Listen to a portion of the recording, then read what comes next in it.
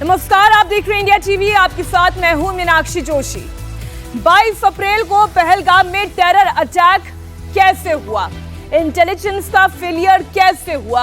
आतंकी कहां से आए थे? पहलगाम के पापियों का खात्मा कब किया जाएगा? ऑपरेशन सिंदूर के बीच में ही इसे क्यों रोक दिया गया? अचानक सीज फायर की घोषणा क्यों की गई? विपक्ष के इन तमाम सवालों को लेकर देश की संसद में महाबहस चल रही है। लोकसभा और राज्यसभा दोनों सदनों में चर्चा हो रही है। लोकसभा में तो कल से ही चर्चा चल रही है। देश के गृह मंत्री अमित शाह ने आज लोकसभा में इन सभी सवालों का जवाब दिया। अमित शाह ने क्या कहा? अखिलेश यादव ने क्या सवाल पूछा? प्रियंका गांधी ने कैसे गृह मंत्री को घेरा, सरकार को घेरा? आपको हर एक बयान सुनाऊंगी, लेकिन सबसे पहले बात होगी ऑपरेशन महादेव की। श्रीनगर के पास सेना, सीआरपीएफ और जम्मू कश्मीर पुलिस के जॉइंट ऑपरेशन में 3 आतंकी मारे गए। आज की सबसे बड़ी खबर यही, पहलगाम के गुनहगारों का हिसाब हो गया है। 3 आतंकी मारे गए। इन मारे गए आतंकियों का नाम है सुलेमान, फैसल, अफगान और जिब्रान। ये तीनों आतंकी पहलगाम टेरर अटैक के पापी थे। 96 दिन के बाद ऑपरेशन महादेव कर इनका काम तमाम कर दिया गया। पहलगाम के गुनहगारों का हिसाब कर दिया गया। सवाल लगातार ये उठ रहा था कि मारे गए तीनों आतंकी कौन हैं? पहलगाम टेरर अटैक के ही गुनहगार थे। ये कैसे कंफर्म हुआ?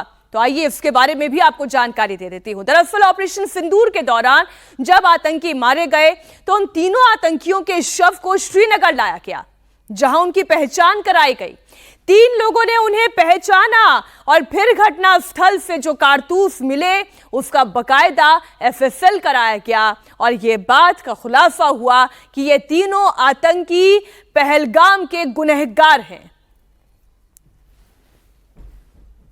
ऑपरेशन महादेव की शुरुआत 22 मई 2025 को 23 अप्रैल को एक सुरक्षा मीटिंग की गई। सभी सुरक्षा बल, सेना, CRPF, BSF, Jammu Kashmir police, और सबसे पहले उसमें निर्णय किया गया कि जो नृशंस हत्यारे हैं वो देश छोड़कर पाकिस्तान भाग न पाए, इसकी हमने पुख्ता व्यवस्था की और भागने नहीं। 22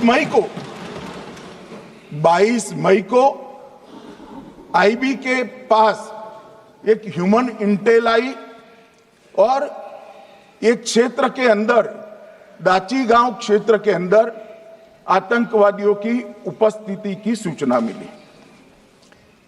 आईबी और सेना द्वारा दाचीगांव क्षेत्र में अल्ट्रा सिग्नल कैप्चर करने के लिए जो इंस्ट्रूमेंट हमारी एजेंसियों ने बनाए हैं, इसके द्वारा इस सूचना को पुख्ता करने के लिए मई से 22 जुलाई तक लगातार प्रयास किए गए। ठंड में ऊंचाइयों पर हमारे सेना के अधिकारी पैदल इनके सिग्नल प्राप्त करने के लिए घूमते रहे, आईबी के अफसर भी घूमते रहे, सीआरपीएफ भी घूमती रही और मान्यवर 22 जुलाई को हमें सफलता मिली।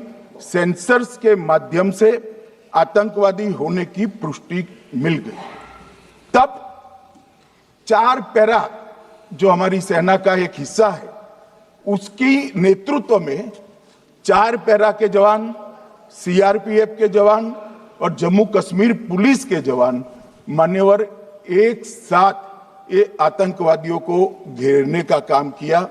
सेना, सीआरपीएफ, जम्मू कश्मीर पुलिस की मीटिंग भी की गई। जो 5 ह्यूमन एसेट्स थे उनको भी वहां भेजा गया और कुल मिलाकर कल जो ऑपरेशन हुआ, इसमें हमारे निर्दोष नागरिकों को मारने वाले तीनों आतंकी मौत के घाट उतार दिए। विपक्ष लगातार सवाल उठाता रहा कि पहलगाम के गुनहगार कहां हैं? पहलगाम के गुनहगार अभी तक पकड़े क्यों नहीं गए? लेकिन सरकार खामोश थी, क्योंकि अंदर ही अंदर आतंकियों को उनके अंजाम तक पहुंचाने का पूरा बंदोबस्त कर लिया गया था। सेना और जांच एजेंसी के बड़े बड़े अधिकारी बीते 62 दिनों से आतंकियों का पीछा कर रहे थे। 22 मई को आईबी के पास ह्यूमन इंटेल मिलने के बाद दाचीगांव में अल्ट्रा सिग्नल कैप्चर करने की कोशिश की गई।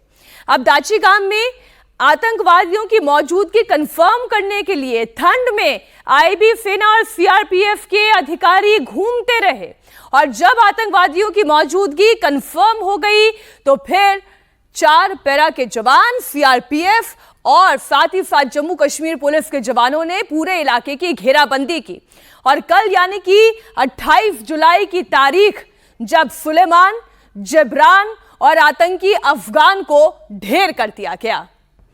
अब सवाल यह है कि आतंकी मारे गए कल, लेकिन उनके नाम को ऑफिशियल कॉन्फर्मेशन और यह ऐलान आज क्यों किया गया, इसके पीछे भी एक बड़ी वजह है।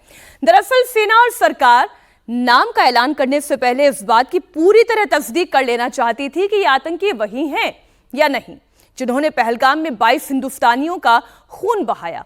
अब यह कंफर्म हुआ। आतंकवादियों की पहचान कैसे हुई वो भी आप सुनिए। आतंकवादियों के पास से जो हथियार मिले थे यानी कि अमेरिकन मेड M4 कार्बाइन और AK-47, उनकी जांच की गई तो यह खुलासा हुआ।